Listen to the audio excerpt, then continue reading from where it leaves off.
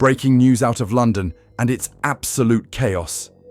King Charles has just hit back, hard, and Keir Starmer's government is shaking from the blast.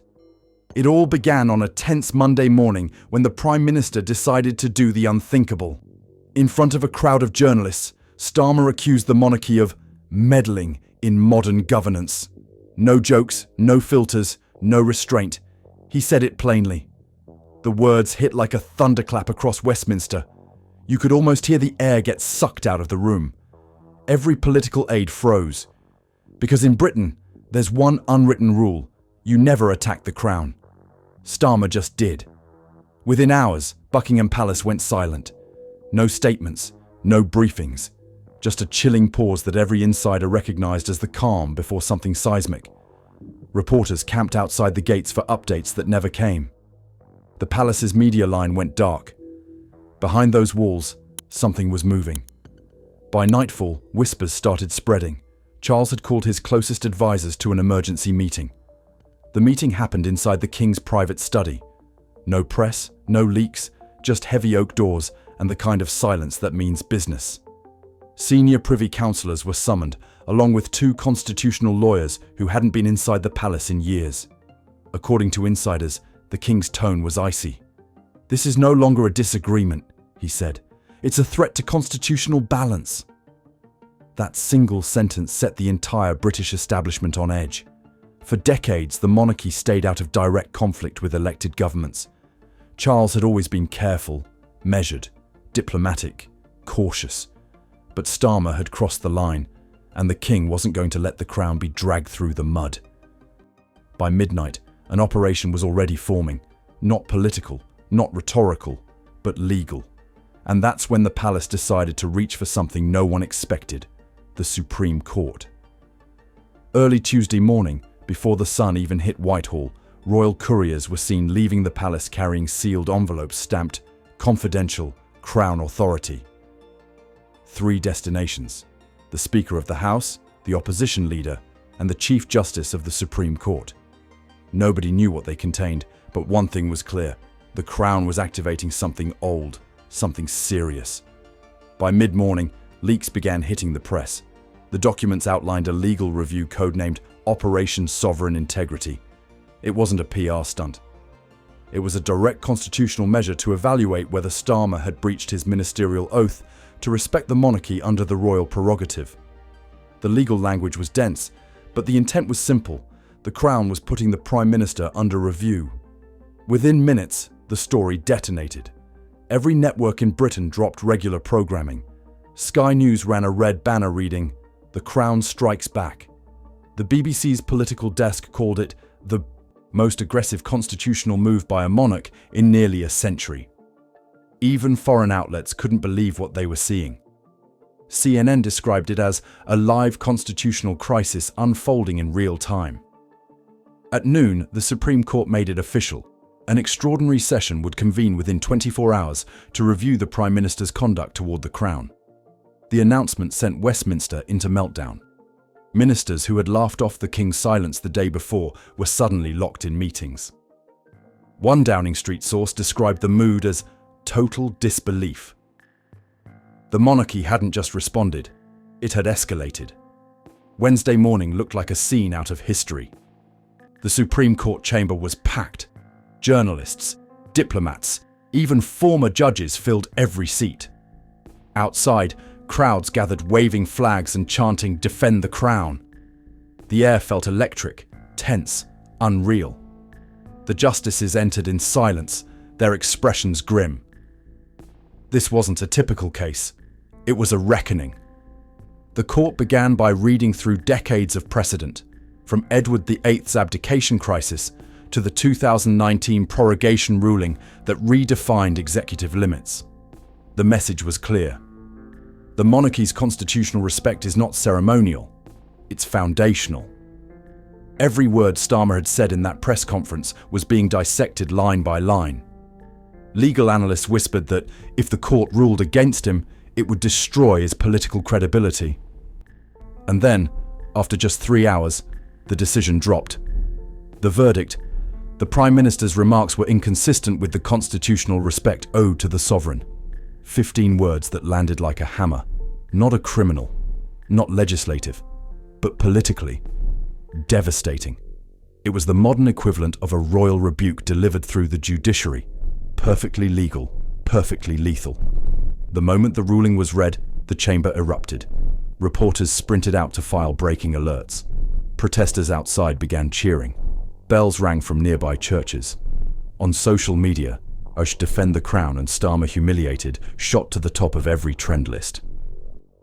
Within 10 minutes, news anchors were already calling it the most extraordinary Supreme Court intervention in modern British history.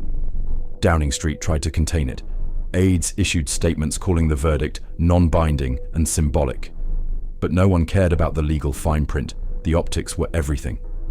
The Supreme Court had effectively declared that the Prime Minister disrespected the King and the country saw it live.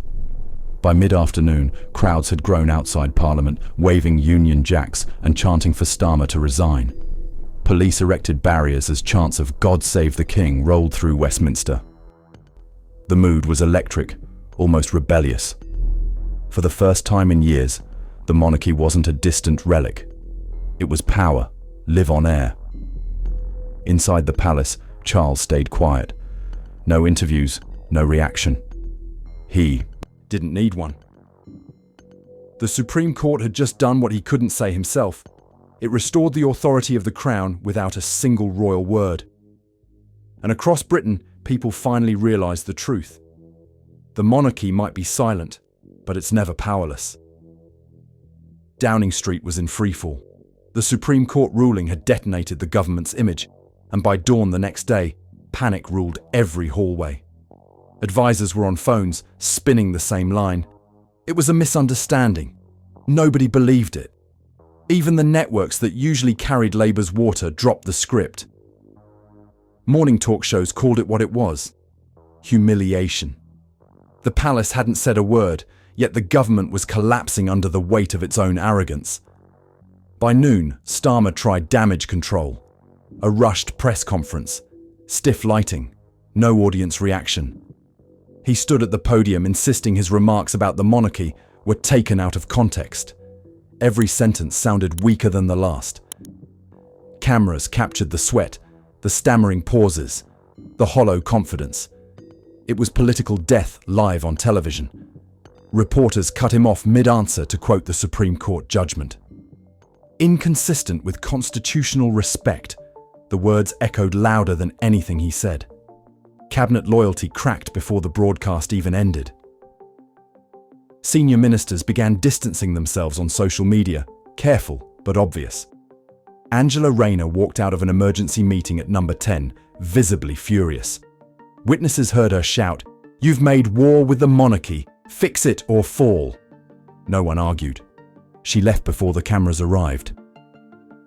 That image, Britain's Deputy Prime Minister storming out, was replayed on every channel. By evening, the unravelling was total. One resignation, then another. A junior minister cited irreconcilable differences of constitutional principle. Translation: she refused to sync with him. The government that mocked the monarchy 2 days earlier was now disintegrating in real time. Civil servants whispered about contingency plans. Political aides looked for new jobs. Starmer's once tight command had turned into a televised implosion. Across the country, even lifelong Labour voters couldn't defend him anymore. The polls proved it. Trust in the Prime Minister plunged below 30%, the lowest in office. Newspapers that backed him months ago printed the same word across their front pages: unfit. Britain's most powerful man had become a liability overnight. By Thursday morning, Britain was no longer waiting for leadership. It was watching for fallout. Thousands flooded the streets outside Buckingham Palace, waving flags, holding placards that read, "Defend the Crown." Church bells rang in towns that hadn't seen protest in decades. Nobody organised it. It was pure, spontaneous loyalty, a nation rallying around the one institution that hadn't lied to them. Social media turned the chaos into spectacle. Crown wins and "Keir Starmer out" topped every trend list. Millions watched the same clips, crowds singing "God Save the King." commentators arguing about whether the monarchy had just redefined modern Britain. The country looked united for the first time in years, but not behind its government, behind the king. That evening, Nigel Farage went live on national television. Calm, confident, grinning like a man who'd waited his whole career for this moment.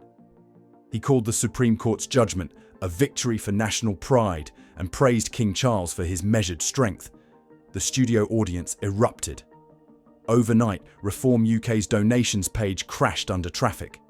Opposition parties could smell blood in the water. By the next morning, the BBC's lead headline called it the constitutional earthquake of the century.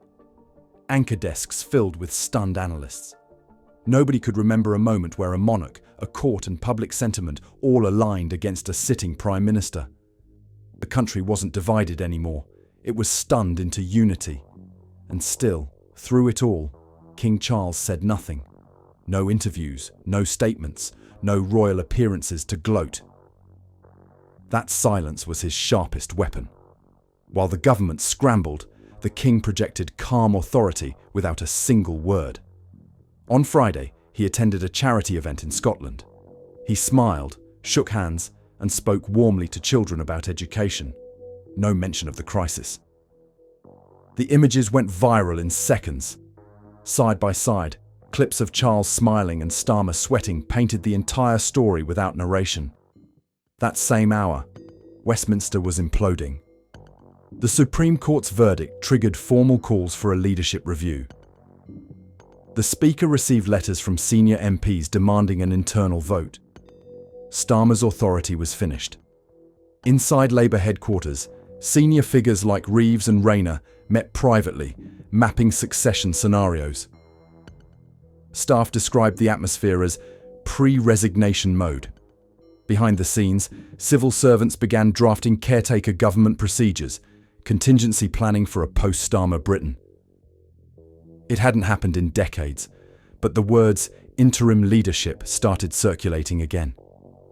The machinery of the state was preparing for transition. And in Windsor, the king waited.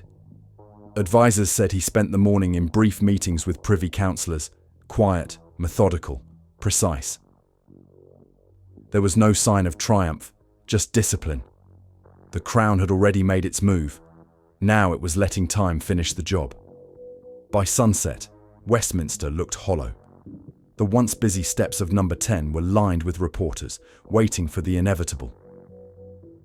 Inside, the Prime Minister's team had split into factions, the loyalists who still believed in recovery and the realists already drafting farewell notes. Each hour that passed, another ally walked away. The contrast couldn't have been clearer. The king's silence stood for stability. Starmer's words stood for chaos. Public confidence followed the quiet. Every image, every headline, every broadcast repeated the same idea. The monarchy endures, politicians crumble. Britain just watched history fold in real time, and the question now is simple. Does this mark the return of royal power or the end of Starmer's rule? Subscribe, drop a like, and tell me, did King Charles just rewrite the future of British politics?